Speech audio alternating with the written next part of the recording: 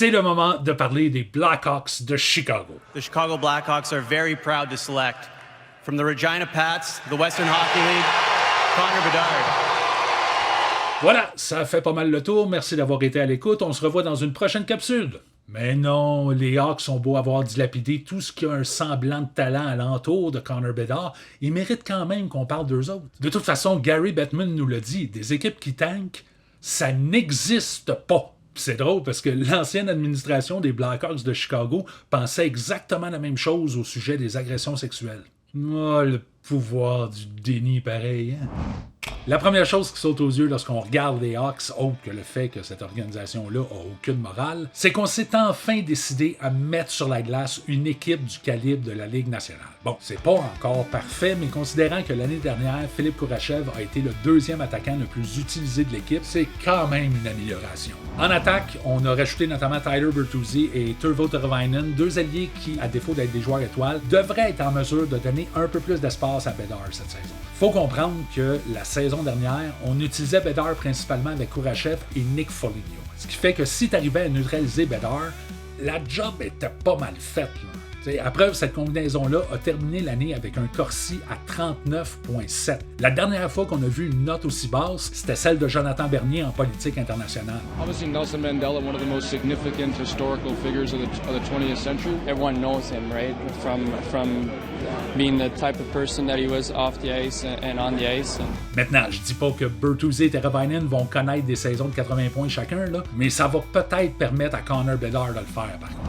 L'autre chose qui va être intéressante à suivre chez les Hawks cette année, c'est le retour de Taylor Hall. Personnellement, je suis pas le plus grand fan de Taylor Hall. Je trouve que c'est un joueur qui a été surévalué pendant à peu près toute sa carrière. Mais j'avoue que je suis curieux de voir s'il peut revenir en force cette année après une importante blessure au genou qui lui aura fait manquer de la quasi-totalité de la saison l'année dernière. Il écoule cette année la dernière année de son contrat à 6 millions de dollars par année et à 32 ans, s'il espère pouvoir signer un bon dernier contrat dans la Ligue nationale, il se doit de connaître une bonne saison. Sinon, ça pourrait être une longue agonie jusqu'à ce qu'il accroche ses patins ou qu'il termine sa carrière sur le LTIR d'une formation qui peine à atteindre le plancher salarial. By the way, si j'avais à mettre un petit 2 sur la prochaine équipe à lui offrir un contrat, je miserais pas juste à Vegas, je miserais aussi sur Vegas. On aime ça, les joueurs qu'on peut placer sur la liste de réserve chez les Golden Knights. Maintenant, l'ajout de Bertuzzi, de Teravainen, le retour de Taylor Hall, tout ça, c'est bien beau. Mais ce qui va être plus intéressant à suivre chez les Hawks cette saison, à mon avis, c'est la façon dont on va utiliser les autres jeunes joueurs de l'équipe derrière Connor Bedard. À commencer par un joueur qui m'a profondément déçu la saison dernière, Lukas Reichel. Reichel avait vraiment bien performé à son audition l'année précédente avec une récolte de 7 buts, 15 points en 23 matchs. Et il n'y avait pas encore de Connor Bedard à Chicago cette année-là. Puis avec le départ de Patrick Kane et Max Domi, j'avais vraiment l'impression que Reichel allait connaître une éclosion aux côtés de Connor Bedard. Mais assez rapidement, on s'est rendu compte que l'éclosion ne serait pas au rendez-vous malheureusement. Il s'est mis à descendre graduellement dans l'alignement. On l'a même renvoyé au club école à la mi-février pour une dizaine de rencontres. Si bien que terminer la saison avec un temps de glace moyen de 14 minutes par match et très peu de temps sur l'avantage numérique. Depuis, on l'a vu représenter l'Allemagne au championnat mondial à Prague où il a somme toute bien performé avec une récolte de 3 buts, 4 passes, 7 points en 6 matchs, mais il doit être en mesure d'élever son jeu d'un cran à Chicago cette année s'il espère être un rouage important de l'équipe pour les saisons à venir. Un autre qui va devoir en donner un petit peu plus que ce qu'on a vu de lui la saison dernière, c'est le défenseur Kevin Korchinski. Maintenant, je vais être un peu moins sévère dans son cas parce que contrairement à Reichel, lui, c'était ses premiers coups de patin dans la Ligue nationale la saison dernière. Mais compte tenu de ses performances à Seattle dans le junior, je pense qu'on s'attendait quand même à plus de la part de Korchinski qu'une saison de 15 points puis un différentiel de moins 39 en 76 matchs. On l'a essayé avec différents partenaires au cours de la saison, de Seth Jones à Connor Murphy en passant par Jacob McNaugh. On lui a donné du temps de glace en avantage numérique, mais ça n'a jamais semblé cliquer offensivement pour lui. Cette année, on doit voir une progression dans son jeu. C'est une pièce hyper importante pour la reconstruction des Hawks qui en ont fait leur choix de première ronde, 7e au total en 2022. Donc maintenant que le stress de la première saison est passé, j'espère le voir prendre une coche ou deux cette année, défensivement, mais surtout offensivement, parce que c'est pour ça qu'on l'a repêché à Chicago, devenir le corps arrière de l'équipe.